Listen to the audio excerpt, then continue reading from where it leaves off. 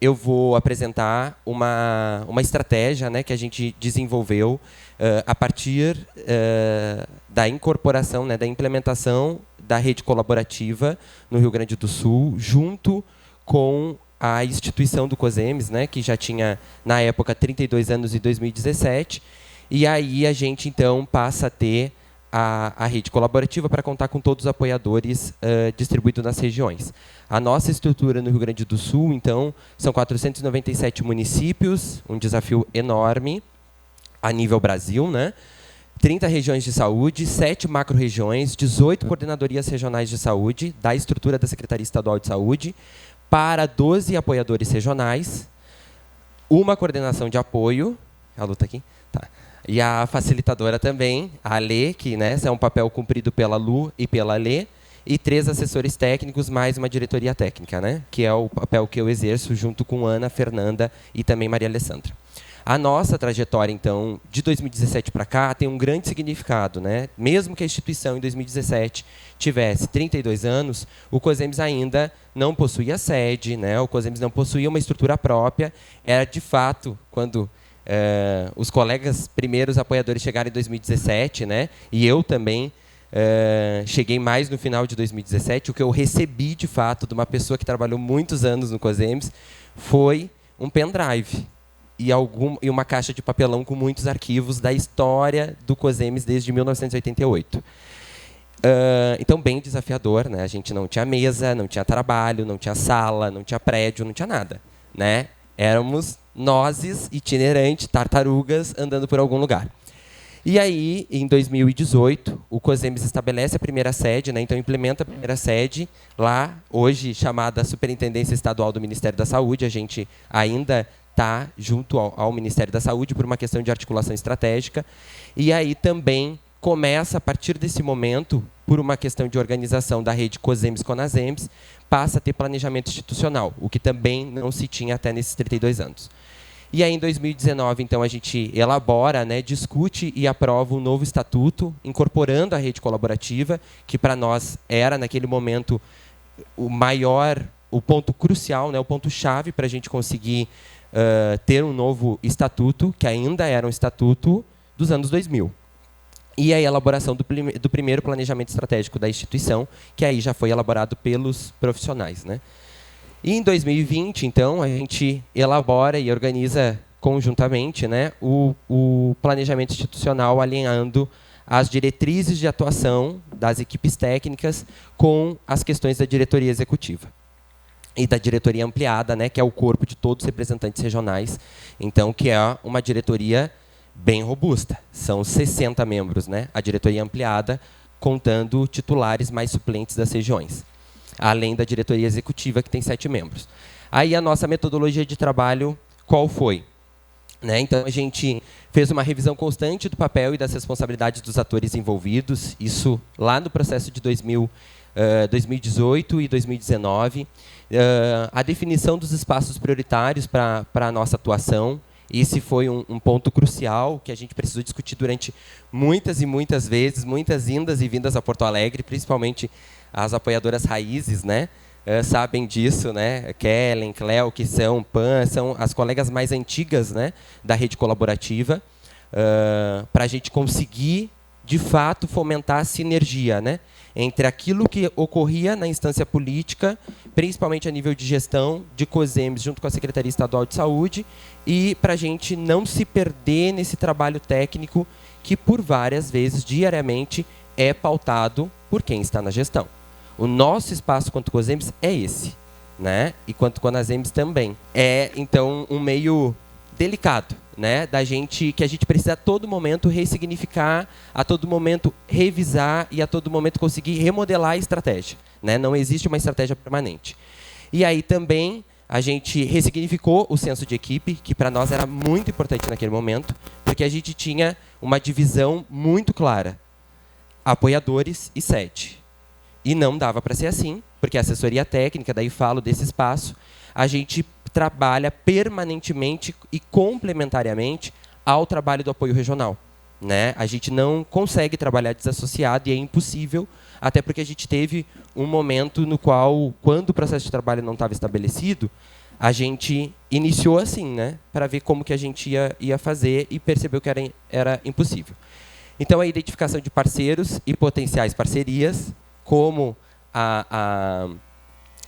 o CEINSF, né, de articulação interfederativa, que fica dentro do Ministério da Saúde, lá na seção do Rio Grande do Sul.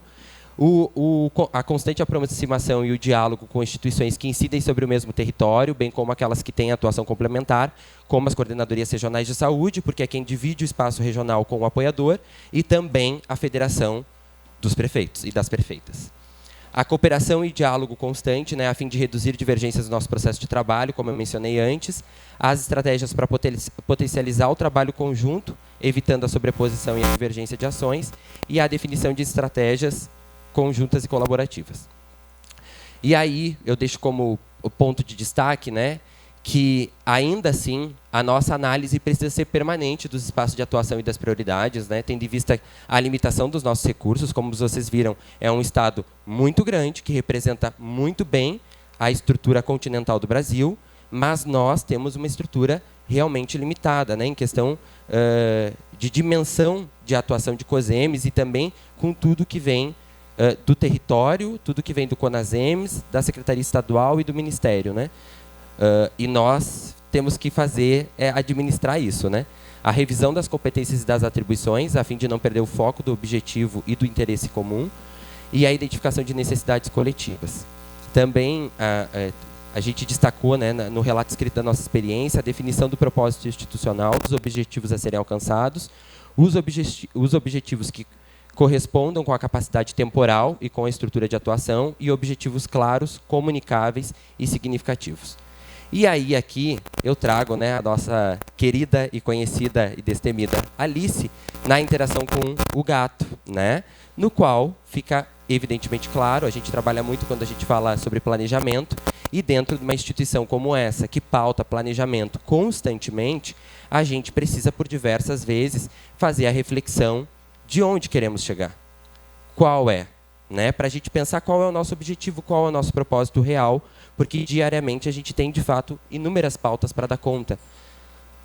E aí eu trago aqui como resultado do que também está no nosso relato escrito, a composição, né, a gente estruturou em tabela para ficar mais fácil de visualizar, qual que é o impacto do nosso trabalho, né, que é desde 2018, quando a rede colaborativa, na verdade, nos provocou isso, e aqui eu olho o Marcelo, que era ter relatórios mensais que digam o que a gente fez, como a gente fez, né? E num processo de trabalho que inexistia, a gente precisava definir instrumentos, né, para mensurar, se não, o que a assessoria técnica faz.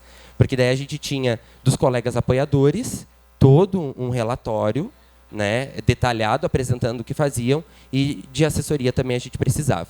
Então, a partir desses relatórios que a gente sistematizou, né, de 2019 para cá, para escrever essa experiência, junto com os colegas apoiadores, a gente realizou o total, né, de 645 reuniões nesse período.